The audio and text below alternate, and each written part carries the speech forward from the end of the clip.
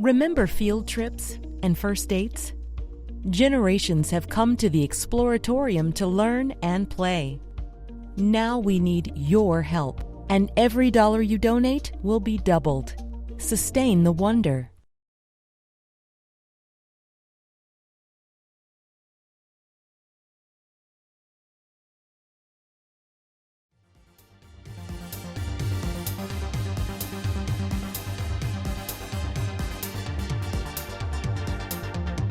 Thank you for joining us tonight for After Dark Online Earth Day.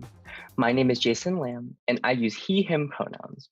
I'm a current student studying society and environment at the University of California, Berkeley, and a STARS intern here at the Exploratorium. The STARS program centers trans and queer people of color, their perspectives and identities with the goal of transforming the way gender inclusion and racial equality are linked to science learning for our audiences. Though this program is virtual, the Exploratorium is on Pier 15 in San Francisco, on unceded territory of the Ramaytush Ohlone people. We recognize that we are occupiers on this land and honor the conservation and stewardship that Ohlone offer to the ecology we inhabit, both past and present. Every year on April 22nd, Earth Day marks the anniversary of the birth of the modern environmental movement in 1970. With now being marked by more than 1 billion people every year as a day of action to change human behavior and create global, national, and local policy changes. The Earth Day 2021 theme is Restore Our Earth, and thus we wanted to feature the young individual that are at the forefront of climate action. Through different mediums such as dance and film, we hope to shine a spotlight on the amazing work that is being done by individuals spearheading the world into a better tomorrow. Later on, we will watch the film My 25, The Ocean Between Us, which will be introduced by the filmmaker Inka Cresswell. Made as a student film, My 25 follows Inka's relationship with the ocean, diving into the threats that face oceans today and showing how much has changed in her lifetime. Up first, we'll hear from Youth versus Apocalypse, an exceptional group of young individuals who are utilizing hip hop and dance for social and environmental justice. Youth versus Apocalypse is a diverse group of young climate justice activists working together to lift the voices of youth, in particular, youth of color and working class youth. Their collective action aims to fight for livable climate, an equitable, sustainable, and just world. YVA started as a group of Oakland youth supported by adults in the community using direct action and lobbying to fight a proposed coal terminal in their city, then expanded its focus to other climate justice issues. YVA approaches the climate crisis as a symptom of the same system that has impacted frontline youth and their communities in so many ways. They focus on building a movement not just of those who are already consider themselves climate activists, but of everyone who is impacted. The theory of change centers on 3 broad goals: to engage more young people as community leaders and activists, especially those often shut out of climate discussion; to change the narrative around climate issues by building popular cultural support for urgent climate action; and to achieve concrete policy changes that support young people's right to a livable planet and just society. Joining us in this conversation are Youth versus Apocalypse members Anaya Butler, Isha Clark, and Lisbeth Ibarra. Please enjoy. Hello, thank you so much for joining us tonight. Right here we have the folks at Youth versus Apocalypse. To start off, my name is Jason Lam, a current 3rd year student at UC Berkeley and a STARS intern here at the Exploratorium. I use he, him, his pronouns. And if you guys would like to introduce yourself, your pronouns, and your role at YVA, that would be great. I can start. Hey y'all, my name is Isha Clark. I use she, they pronouns, and I am a co-founder of YVA, and right now I serve as the media and collaborations coordinator.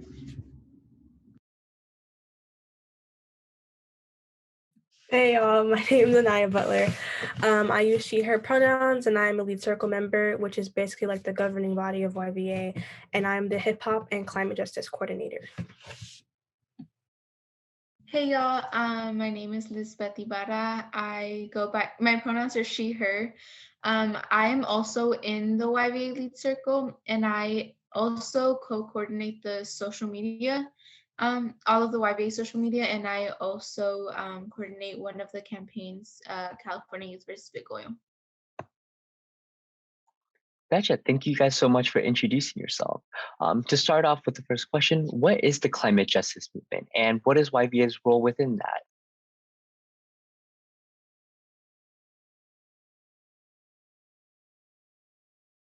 Every time we're like, oh, I don't want to interrupt anyone. Do any of you want to start or should I go ahead? Okay. So, climate justice is really the solution to the climate crisis. And I say that because climate justice is about getting to the root causes of climate change, which, you know, in its most basic way of being stated is that we have built a society on this belief and practice that people are disposable. And, you know, that is what our foundation is. Our foundation is systems of oppression like white supremacy and colonialism and economic exploitation and patriarchy and ableism that at their core devalue life.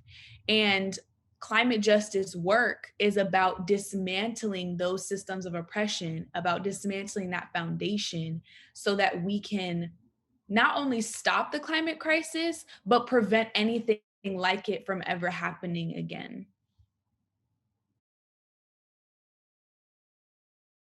Yes, Isha said that. That was, yes, great explanation. And just to say, YVA's role in it is really, taking that, analysis of this intersectional climate justice movement and using that in our work and putting that in our work, and also mobilizing youth to really, understand it and to realize this is an intersectional issue that really is going to affect our future, which is why we should be getting involved in it and working towards a solution for the climate crisis.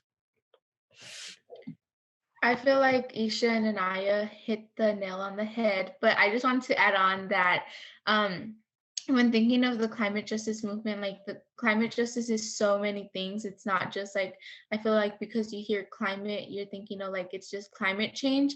And well, yeah, climate change is a result of like all the things that Isha's brought up.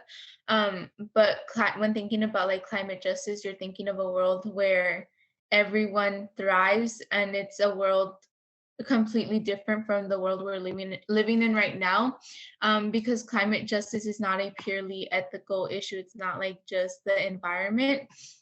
So yeah, I just want to add on. Thank you so much for answering that, guys. What is the importance or the significance of YBA being youth and youth-led?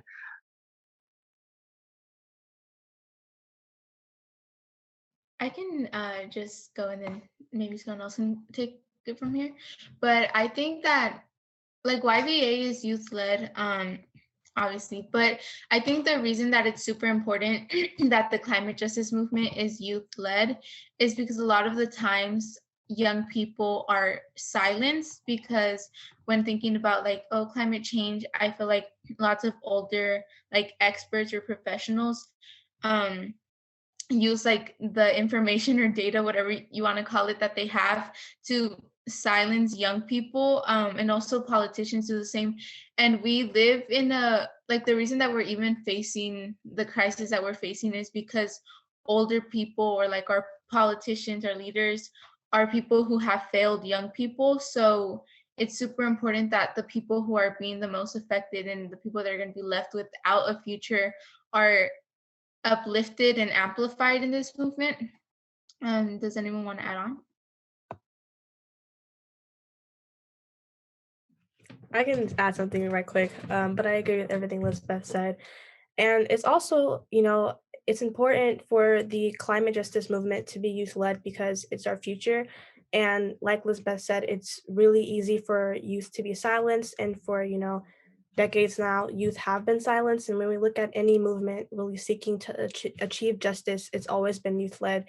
And it's always been some of those adults saying, oh, those kids don't know what they're talking about.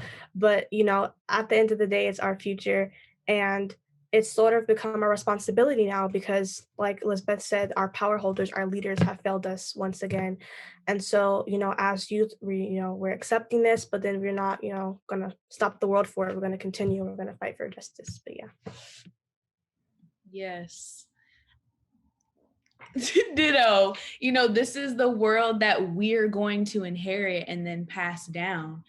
So it's our responsibility to fight for it. But just something to add to this is like, in every generation, it is young people who are pushing the change. It is young people who are leading mass movements. It's young people who are shifting society. And we've seen that, throughout history, whether it be, the gay liberation movement or the civil rights movement or the women's movement or, the Black Power movement, like all of these powerful moments in history were led by young people. I also kind of sorry, I want to add on a little bit to this question. I feel like young people are also still in a place where like we haven't necessarily been like, I guess you can say like swallowed whole by like by capitalism and all of this like faulty systems that we're living under. So young people also have like, I don't know, I feel like it as young people, it's still like we still have the ability to imagine a world completely different from the one we're living in. And I think it's also really difficult for older people to do that because they don't necessarily have that fresh perspective. They have that like perspective of someone who's, like working and working and working. And even though like sadly young people are starting to do the same, it's not like that yet for us, I would say. Yeah, thank you so much for answering that with such great insights. Let's talk about some of the main issues behind environmental justice. What are some examples of how climate change impacts different populations differently and inequitably? This can be local, this can be global, however you guys want to interpret this question.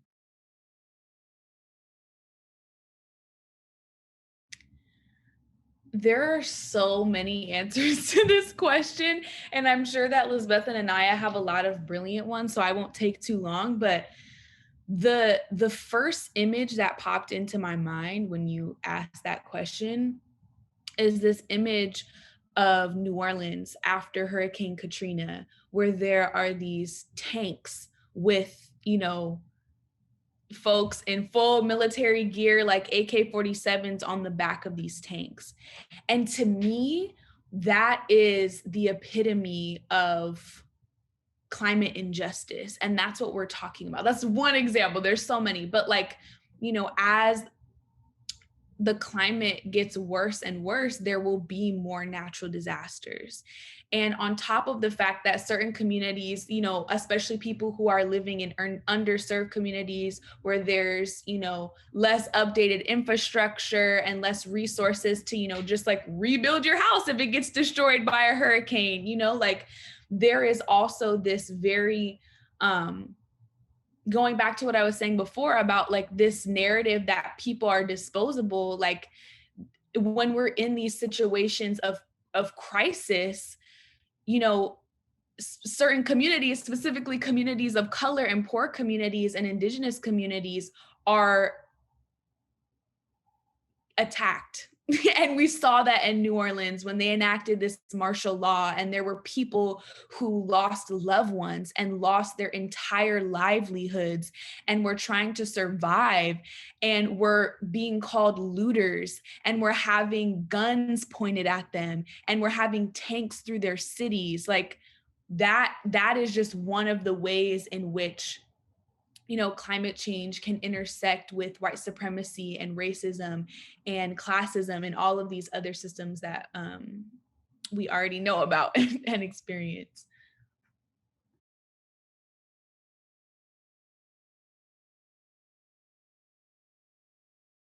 Okay, I'll go next.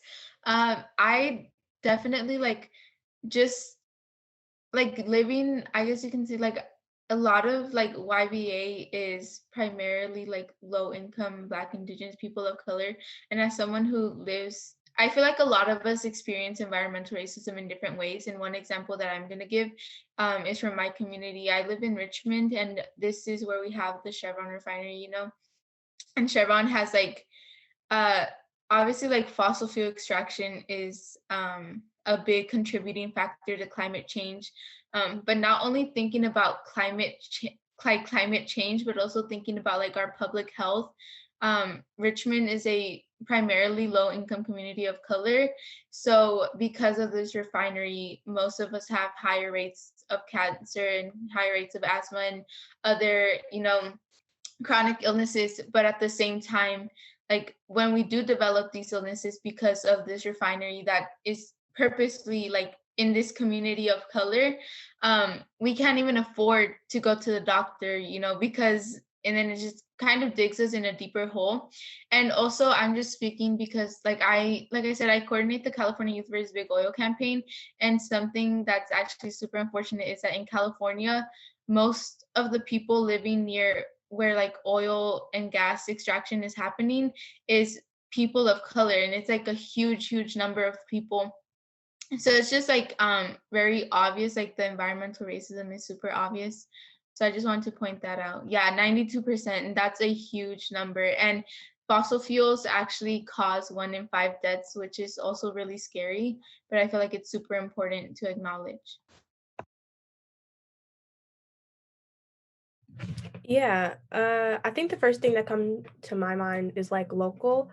I'm from Oakland, and so I feel like, well, yes, this is a fact. Oakland has a really high poverty rate, but it's not necessarily because people can't pay it, but it's because Oakland is continuously increasing the rent, um, and really taking in people from high class communities, white people, from people across the country in the Middle West, Southwest, into Oakland while pushing out the own town people.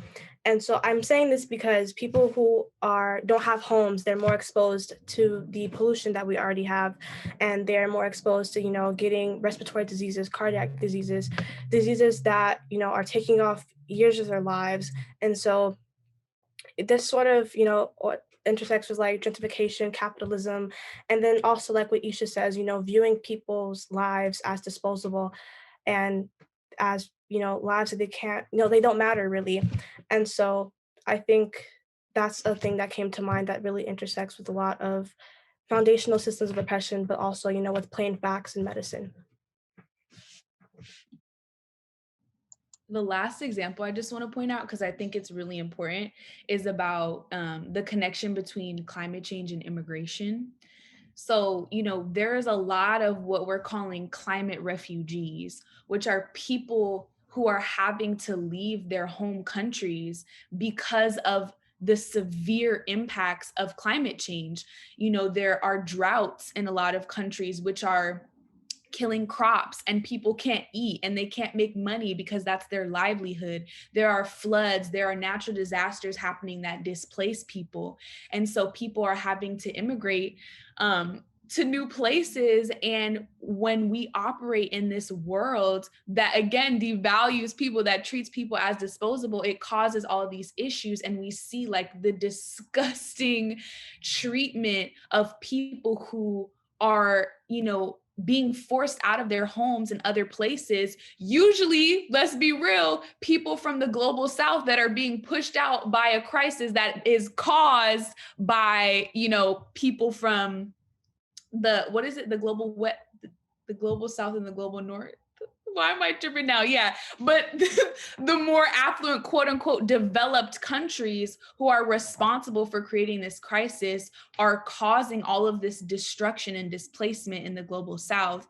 And that is another, example of how these things are connected. And we could go on and on forever. There's so many. Thank you, all of you, for sharing those amazing insights on environmental intersectionality. It's just amazing to hear that. And what are some things that YVA specifically are doing to address these disparities and who that climate change affects?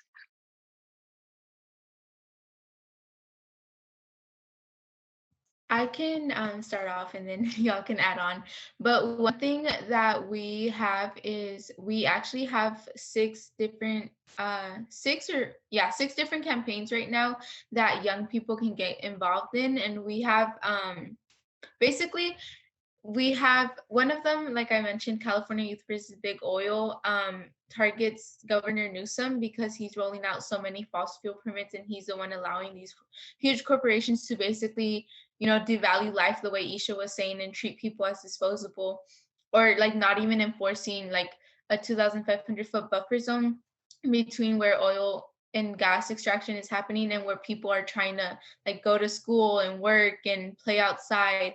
And then we also have like another campaign such as like Divest CalSTARS, which again, in relation to fossil fuels, like our California's teacher retirement system is investing billions and billions of dollars into the fossil fuel industry, and some other campaigns. So something that we've YVA and then Isha and I can add on, but something that we've been doing is like we've been working on like local tactics, you can say, which obviously have a global impact.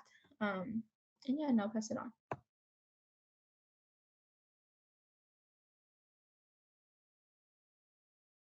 Yeah, I think Elizabeth hit all the parts for our campaigns, and then ways that we are sort of lifting this in, because these campaigns are through the Hip Hop and Climate Justice Initiative, which is where we basically create songs saying what our campaigns are saying, but just through music. No one is disposable, really emphasizing what Isha was saying, that we are living on a country that is really fueled by the belief that people are disposable. And then we also have This Is the Time, really emphasizing that we still are living in a time where these foundational systems of oppression are really crumbling and failing, and how unsustainable they are. So just really, emphasizing that time, and then, having spoken word pieces and all that type of stuff. But yeah. Another important piece of the way that we do this work is by educating community and educating young people, and like creating space where people who, come from frontline communities and may not necessarily consider themselves to be an activist, but are interested in learning more, can come and get and equip themselves with the knowledge and the tools needed to be able to do the work. And I think, that's a big piece of who we are, because we really recognize that in order to do this work that we're talking about, to dismantle that faulty foundation and build something new, we need to be following the leadership of people who are experiencing those systems of oppression on a daily basis, because we are the ones who know how those systems function and what a world without them can truly look like. Because that's what this work is about. It's about fighting for a world in which all of us can truly thrive. That's what this is about. And actually, the last piece I want to highlight is, I think a lot of the work YVA has been doing recently, whether it be with, CalSTARS or our Red, Black, and Green New Deal campaign, is about shifting where power and resource is, especially with money, like talking about divestment, because like we hear this lie all the time that like when it comes to stuff like the Green New Deal or legislation or programs that would actually help move us forward, that we don't have the money for it. We don't have the resources for it. And that is an absolute lie. We have money, we have resource. It's about our priority. And we consistently, and I'm speaking we as in people in the United States, people with power in the United States, consistently prioritize institutions of destruction and institutions that perpetuate, the systems of oppression we're talking about, like police, like military, like ICE, like all of these things that terrorize our communities. And like the fossil fuel industry. And so we need to take prisons, come on, all of that. We need to take the power, the resource out of those institutions and put them into community and put them into solutions that are imagined and led by community so that we can actually begin to build this world that we're talking about. Thank you so much. It's truly inspirational to hear all the work that you guys are doing. YVA does tons of work using arts, particularly dance and music, as channels for environmental justice work. What do you see as the role of dance and music, particularly hip hop, in climate justice work? Yeah. If I'm being honest, hip hop and climate justice have not always been like a relationship. This is like a really like brand new thing. When our founder Coco Pelio brought it up, I was like, that sounds so dope. But it was also like, what are we going to do? No one has like, I guess, ever really done this or tried to really intersect hip hop and climate justice together. And so basically, like I said before, what we do is we pressure our leaders, our power holders to take the immediate climate action that we need and also, uplift our demands that we say in our campaigns, but just through hip hop, through music, through spoken word, through dance, really any form of hip hop. And it's also a great way to get artists involved in the climate justice movement. I'm a poet. I've been a spoken word poet before. I've been an activist, but being a poet, being an artist is the reason why I'm an activist. It sort of led me into it because that's my form of activism before I started to learn more about public speaking, organizing, coordinating, all that other good stuff. But it's just a really amazing way to get, young artists involved into the movement because, they can use their art. They're creating art, but they're also creating art that is making a change and that is, contributing to an honest and powerful movement. And so that's what I really want. I think that's what we all want the Hip Hop and Climate Justice Initiative to do is to, mobilize youth and to help them create art to, contribute to a powerful and honest movement, but also still making change and pressuring our power holders to take the climate action that we need.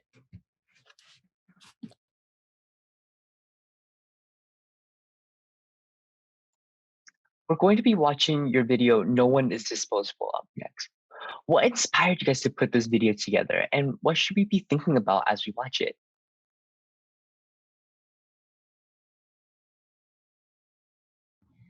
I love No One is Disposable. It's like one of my favorite YVA projects ever. Because that was, wow, it was actually a year now because that was a part of our Earth Day action last year. And we were planning, so back in that time, pre-Rona, we were organizing a lot of these mass climate strikes. And so we were planning to do another one for Earth Day, and then the pandemic hit, and we had to shift our organizing. And so, Naya can speak more to this, but we were recently starting to develop our Hip Hop and Climate Justice initiative. And so we were all talking about, how do we still get out this message that we're talking about? Like, how do we really talk about this true intersectionality and like this intersectionality as a means of survival, like that we need to fight for this or else none of us will survive. And like, something that YVA really places importance in is talking about things in undeniable terms, in simple terms, because it is simple. Like, what it is that our society does not value life. Like, we treat people as disposable, and that's why we're here. And we sort of came to that conclusion out of conversation, and that's what sparked the inspiration for this video. And I still think that it captures, just the center of all of this work that we're doing and like what climate justice is all about. I also want to add on, like this song was made like at the beginning when the pandemic hit, and I think it was just a time where all the dots were connecting, and we were just seeing like how like flawed and how like not even flawed, but like how broken, not even broken, like the systems that we're living under, how like they were not made to last the way that our country responded to the virus. And in this song, we have people talking about immigration, we have people talking about like the climate crisis and so many other things. I feel like it was just kind of a like during the pandemic is when we've all kind of been seeing like, wow, everything is connecting and everything is traced back to like the root of the climate crisis is traced back to white supremacy, colonialism, capitalism, and all of these like systems of oppression that were not made to last. And I feel like that's why it's also one of my favorite projects, because, and like Isha was saying, it's literally put in the most simple terms that everyone can understand, because it is something everyone can understand since we're all experiencing it. So yeah, I just wanted to add that on. Yeah, No One Disposable is so dope. I love it. And it was like it came together so quickly because we were like, oh, we can't do this climate strike. And then we were just like, let's do a music video. And it came together and we did it, and it was bomb. I loved it. I loved how we really tried to make it as engaging as possible while still like staying safe, like having all these people sending images of themselves holding signs and making signs, and just getting everyone together, getting features, and just doing everything, being the amazing organizers and people we are really quickly. But yeah, Isha and Lisbeth really hit it all for the main messaging, just putting it in simple terms, just telling you that like no one is disposable, even though you continue to believe that and to think that's okay, and to think that to really invest into these things that are really based off of all these unsustainable foundational systems of oppression is not okay. So yeah, but No One's Disposable is probably like, if not my favorite project from YBA. Thank you guys so much for that. Your work is truly inspiring. Some of our viewers may be wondering how they can get involved. How can folks engage with Youth versus Apocalypse?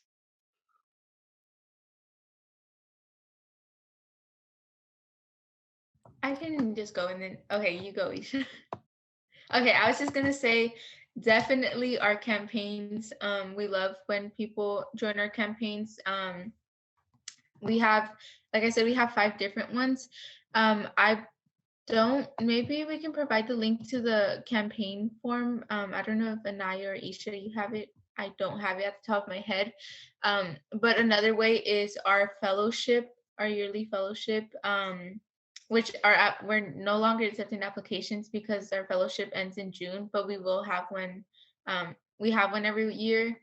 And then also, I know Anaya can speak more onto this, but like the hip hop and climate justice workshops, and there's just like a ton of stuff that YVA does that people can participate in. Yes, also follow our social media. On Instagram, we're at Youth versus Apocalypse, Twitter, Y_VS_A. You can follow what we're doing and what we're supporting there. And as Lisbeth said, getting involved in our campaigns is a great way to join the work. And you can sign up for those campaigns and learn more about what each of them are on our website, youthversusapocalypse.org. Click on campaigns and there's a bunch of information. And yeah. Yeah, and if you're interested in making some music or just writing, we're actually hosting a series of songwriting workshops ending at the end of May. So if you're interested in that, go to all of our social media where you can find the flyers, or you can also go to our website, which Isha said is at youthversusapocalypse.org, where you can find the sign-up form for that. But yeah. Thank you so much. Just as we're about to end, Anaya, would you like to present some of your poetry just to finish us off? Yeah, for sure. To give a little background, this poem was made around the time that we were producing This Is the Time, which is why it's titled This Is the Time. This is a little old and my work has progressed since then, but I'm gonna read it. Okay. This is the time to take the broken pieces from the crumbling foundations, mold them. I'm impatient. The time to recognize these failing systems so deeply despised. Mold them into what we need them to be, to a world that is just and free. Our leaders do not see that we are on our knees begging for air, so we can just breathe, sit, think. Our world being destroyed, hands of people destroying, we are the destroyers. I'm impatient, molding, building a world people deserve to see. Time disappearing like people's hope across the globe, people dying because of our leaders' choices. This, what we are proud to be, this is the time to change things. Damaging. Enough damage has been done. It is our turn to show you how we like things run. I am impatient. I know this is the time to say goodbye to the oppressive systems keeping us silent, now saying hi to the movement of survivement. Oceans rising like my anxiety, increasing heat, increasing my thoughts I cannot think. Is this really a world you want us to live in? You say I'm so inspirational, sit in a seat of power, and still create no change. I don't just want to be inspirational. I want you to do what we demand. Our world is falling apart in front of us. You mock us while we are fighting for our lives, but it's not a problem till your grandchildren are the ones in the hospital who can't breathe, right? Crumbling, molding the truth that we need to know, systems that will help us grow. I am impatient. I want to live in a nation where my leaders actually lead. They see our lungs are being filled with the last breath from burning trees, drowning in ashes, more flames than people. If we don't do now, soon the ratio between living things and air will be unequal. The people's blood flooding through the streets, gunshots and screams on repeat. The systems our country lie on aren't concrete. War between governments that the people are hidden from. What are we trying to become? We mistake weapons as our protection. We are still unshielded, the reason concealed, but today it will be revealed the climate crisis, making the earth's clock tick faster, people with power fulfilled with laughter, but I'm not laughing. We're not laughing. We're not protected. Fossil fuels, cutting down trees, these are the weapons. Our first threat is ourselves. First, not second. Take a second and sit. Look at this earth we call home, but continue to rip apart from stone to stone and say nothing that we are doing wrong. The probability of our future is less to happen. Every day we sit back and do nothing to solve this climate crisis. We are tired of watching you sit back. You have the power to literally save our lives, but yet you sit there and say our facts are lies. I am impatient. This is the time to make these ugly systems ancient. This is the time, taking the broken pieces, putting them back together with the tape of passion. This is the time to take action. Thank you. Come on, Anaya. Yes. Thank you all. I love every time you speak, Anaya, every single time. Thank you. Well, thank you so much for sharing that. And thank all of you guys for just coming and speaking and sharing your experiences. We appreciate all of your time and your work. For more information about YVA, please visit the website youthversusapocalypse.org. And without further ado, here's YVA's video, No One is Disposable. I need to know that my voice is not screaming for help under a flooded society, that it is being heard, not just to be heard, but to be taken seriously. I need wealthy policymakers to stop putting my future up for profit. I need to know that the beautiful scenes I am privileged to witness can be admired by my grandchildren and future generations to come. I need them to stop because we sure as hell won't. La naturaleza es belleza, entonces deja que se quede así. Because to protect her is to protect us. I just need a livable future. Is that too much to ask? Ask, ask, ask, ask. Let them know they can't throw us away, no. Let them know they can't throw us away, no. Let them know they can't throw us away, ay. No one is disposable. Let them know they can't throw us away, no. Let them know they can't throw us away, no. Let them know they can't throw us away, ay. No one is disposable. COVID and climate change ain't far from the same. People in the margins disrespected and blamed. They put oil and gas infrastructures where we play, contaminate the land, air, and the rain. Our health in a game, our lungs are inflamed. Stuck in a cage with a severe corona case. Displaced by the climate while they profit from our pain. But I don't see them treating their children the same way. Hey, they try to bury me, but don't know I'm a seed. We are seeds existing, flourishing with no ID. No one is disposable, we are capable. Rooted like a vegetable and taking back the time to give it to my people. Want everything equal, no government's free throw. We know how to water the roots. Need no politician telling us how to do it. Need no politician telling us how to Let do them know they it. can't throw us away, no. Let them know they can't throw us away, no. Let them know they can't throw us away, ay. No one is disposable. Let them know they can't throw us away, no. Let them know they can't throw us away, no. Let them know they can't throw us away, ay. Don't they know? No one is disposable. Tried to bury us, didn't know we were seeds. Frighten us, expecting us to retreat, recede, fall back, shut up, sit down. We rooted here and breaking ground. Concrete roses and dandelions. Come summertime, we fly the wind with wishes of our family riding, rising high, carry them up to God's ears. Divine beings, we know that God hears.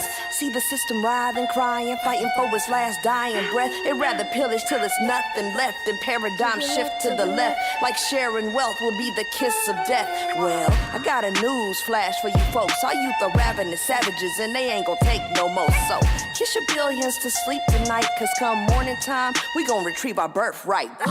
Let them know they can't throw us away, no. Let them know they can't throw us away, no. Let them know they can't throw us away, ay. No one is disposable. Let them know they can't throw us away, no. Let them know they can't throw us away, no. Let them know they can't throw us away, ay. No one is disposable. Burning bright with hope and love. Sexism, racism they throw at us. You can throw us into dirt and darkness, but just like a plant, we grow through the soil and towards the light. Controlling us as if we are property. Though they try to change us, we are unbreakable. You have forgotten what happens when we unite. Together we are strongest and we will fight. We need a livable future and not just for the wealthy. They look at us with greed-filled eyes, afraid of our strength.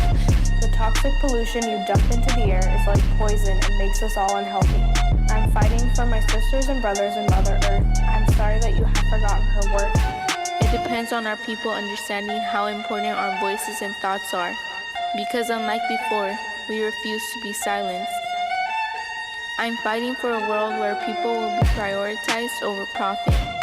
A world where we no longer have to fear poverty, immigration, white supremacy, racism, sexism, homophobia, and other truly ugly things in this truly beautiful world.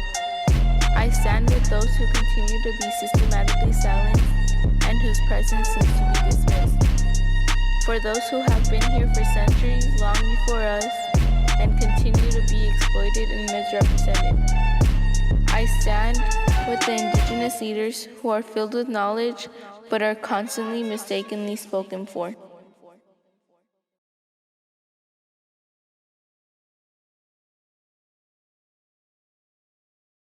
Up next, the film My 25, The Ocean Between Us. In this 15-minute film, director Inka Cresswell merges memories and reality to tell an intimate story of how our oceans have changed from the perspective of multiple generations, exploring the state of our oceans and ultimately their fate. Based in Bristol, United Kingdom, Inka Cresswell is a wildlife filmmaker and underwater camera operator, with a Bachelor of Science in Marine Biology and a Master of Arts in Wildlife Filmmaking from the University of the West of England. Her goal is to use her background in marine science to create inspiring ocean conservation films that educate and inform the next generation and drive real conservation impact. She's an experienced scuba diver, and her work as a freelance underwater camera operator has been included in the BBC's The One Show. She's also worked behind the scenes in award-winning wildlife documentaries such as The Last Reef and Great White Shark 3D. The film you're about to watch, My 25, The Ocean Between Us, was Inka's student film, created in partnership with the University of the West of England. Here's Inka. Hi everyone, I'm Inka Cresswell. I am the producer, director, and self-shooting camera operator on My 25, The Ocean Between Us. This film was actually my first film, and it was a fantastic opportunity to really showcase an ecosystem that I really admire. I did this film as a part of my master's in wildlife filmmaking, and it was the first opportunity I really had to take full creative ownership of a project of this scale. And as an avid diver and passionate marine biologist, I was really interested in making sure that I didn't only tell the stories of our oceans, but also of some of the people who rely on these ecosystems so heavily. I wanted to tell the story from my generation's perspective of how we have seen our oceans change in such a small window of time.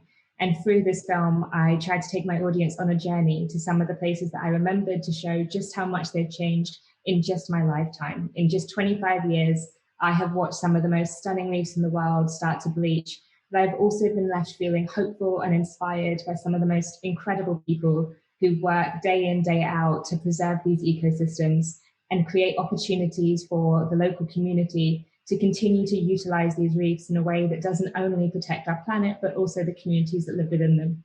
I really hope you enjoy the film.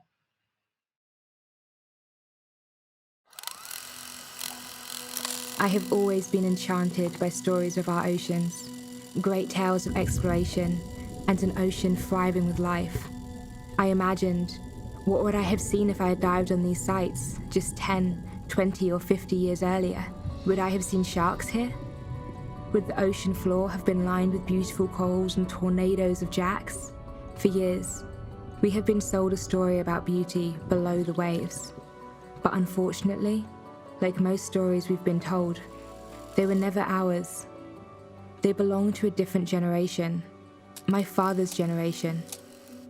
And unless we act now, they will remain just stories.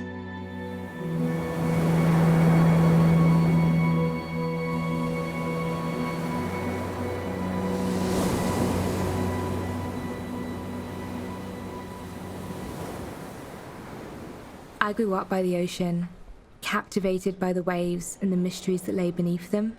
It was here that my fascination with marine life began, rock pooling with my dad on my local beach. It felt like my own personal barrier reef as I explored the pools and discovered the mesmerizing creatures within them. As an avid diver and underwater photographer, my dad would fill my head with stories from his journeys. Schools of fish so large they blocked out the sun, sharks circling him and bumping into his camera before disappearing back into the blue with a flick of their fin. These images fueled my ambition to become a marine biologist, and as I dedicated myself to a life in the ocean, I soon came to realize a simple truth. My ocean is not my father's ocean. As humanity has progressed and developed, our oceans have fallen away. I have watched as the health has declined, and I have been left wondering whether our ocean's fate is written. I want to find out if there are still places that are wild and pristine, and what of my ocean can still be saved. My journey starts somewhere close to my heart. Jamaica, the island my family once called home, to explore the reefs I've heard so many stories about.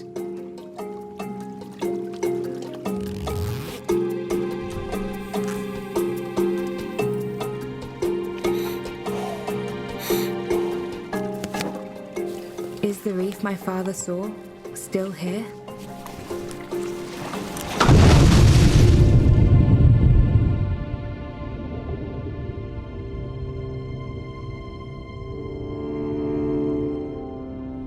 The postcard reef my dad told me stories about is gone. What has happened here? How has it all gone so wrong?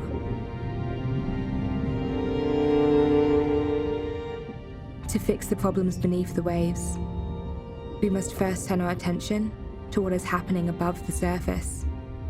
Like many threats facing our oceans, I fear we may be to blame. Like many islands in the Caribbean, Jamaica utilizes the sea as a source of food and income. But the impact of local fishing pressures, combined with industrial fishing, coastal development, and ocean acidification, has led to a decline in the health of the reefs here. Well, that's so cool. Yeah, that's so much broken coal down there.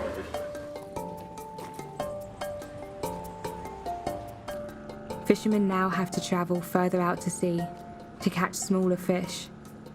Longer hours, more fuel for smaller rewards.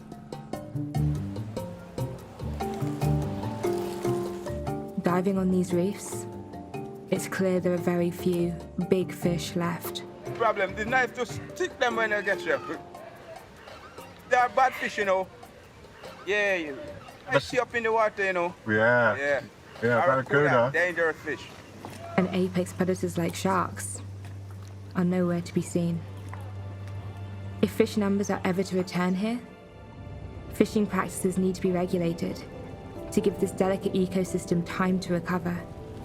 Our oceans are vast, but not vast enough. Jamaica's reefs are not alone in their struggle for survival. Reefs globally now face enormous pressures. In a world that is so dominated by climate change, pollution, and overfishing, how can a small island like Jamaica hold on to its reefs? Though oceans apart, the islands of Yap and Palau are faced with similar challenges. I was 5 years old when I first visited these islands with my family. Snorkeling along these reefs, I saw my first shark and knew I was hooked. The greyish tones and muted greens from my local beach, here were in vibrant technicolor and bursting with life. With childish wonder, I imagined that they would exist like this forever. But in a world where so much damage has been done to our oceans already, how could they? Like Jamaica, these small islands are reliant on their oceans. But through cultural teachings, passed from one generation to the next, they have regulated fishing pressures for hundreds of years. I want to know if this is still the case, and if there's a chance to learn from this community. Yap, amongst the islands, still retain or contain some of the old traditional ways of living. That's why we have the Council of Chiefs of Yap is still pushing forward to maintain the culture, because in many ways it's very rare, it's very important, it's good for the people. It's influenced with modern luxury, modern living, things like this. Yeah, so there's a major change. I haven't been here in 20 years, and I fear that my childhood experiences may just be a distant memory. As times have changed, this pocket of resilience may too have fallen victim to global pressures.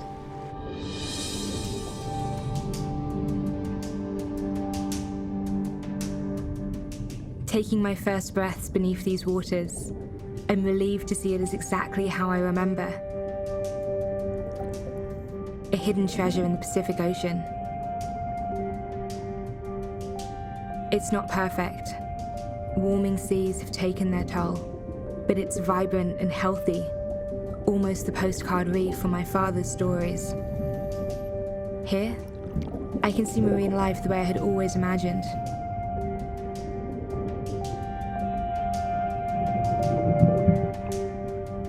Schools of jacks so big they block out the sun, and barracudas seen in the hundreds rather than tens. The rare bumphead that usually acted as the highlight on a dive, here can be seen schooling in thousands. You have to understand that Yap is a very small island in the Pacific. Our food is from the ocean. We have medicine from the ocean. We don't have to change them.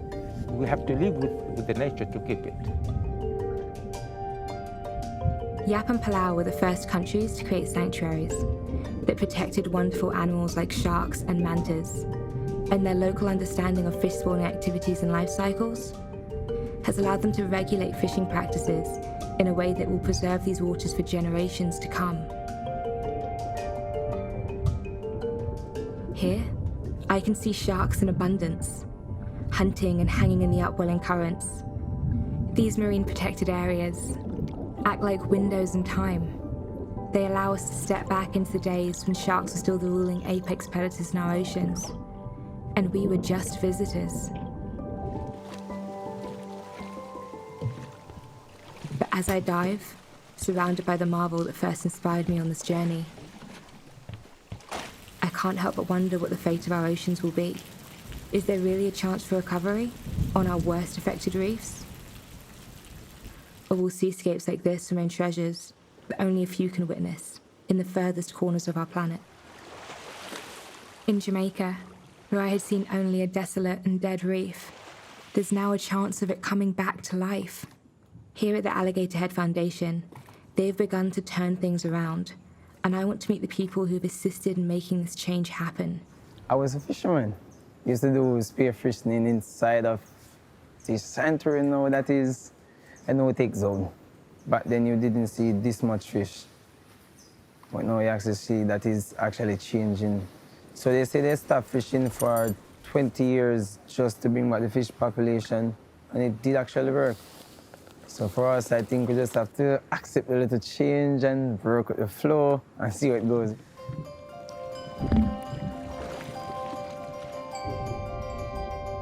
The building blocks for life are all still here. They just need a little help. Fishermen like Dwight have retrained to protect the reefs and help restore life to their local waters. Think of corals like the roses in your garden. Algae are the weeds, and fish are the gardeners. Coral needs sunlight to thrive, and without gardeners, algae dominates, blocking out the sun, so the reef dies. Without the fish, it is our job to step in. This passionate team work with cutting-edge science in wet labs to find ways to not just monitor the health of their reefs, but plant new ones. Working in collaboration with local fishermen, they have created fish sanctuaries that will give these reefs the time they need to recover. When you break small pieces of coral off, there is a healing response in the coral that accelerates the growth. And that's how microfragmenting was kind of discovered. So we have two different types of nurseries set up in the water that are glowing staghorn coral. The idea is to take small pieces from the natural population and multiply them to then be able to rehabilitate reef areas.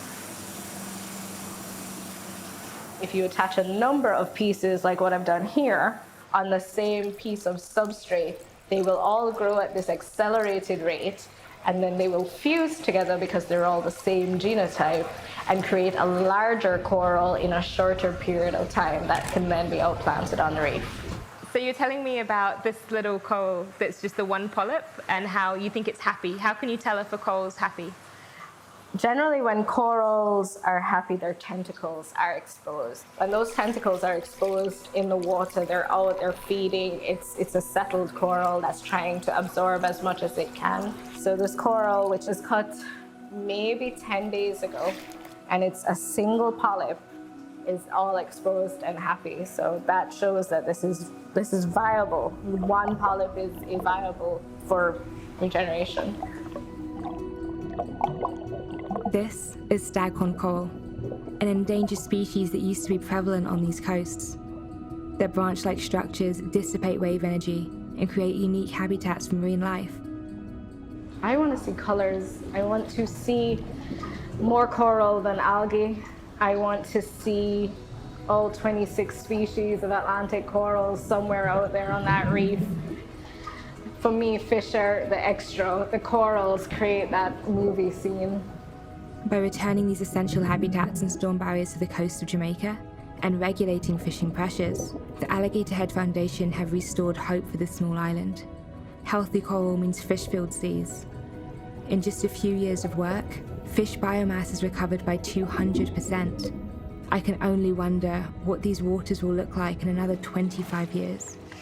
Our reef is so rich and beautiful. I think it has the ability to bounce back faster than we think if we just give it the time to do so. Within 2 years, what I have seen as a diver happening here, sometimes I don't speak about it on the road, because if you do, then you're gonna be in problem with the guys again that are fishing. I just keep it to myself, to who is at the foundation here, and we just smile about what is happening. But the fishes are coming back. We are at a tipping point. It is our actions in the next 10 years that will define the future of our oceans for centuries. I may never be able to see our reefs the way my father once did, and I can't tell his stories. Those reefs belong to the past. Now, we need to look to the future and create stories of our own. The story I hope to tell is of resilience, innovation, and passion. How my generation rebuilt our oceans. I hope that coral gardens and oceans filled with life will not be legends we pass on, but a legacy.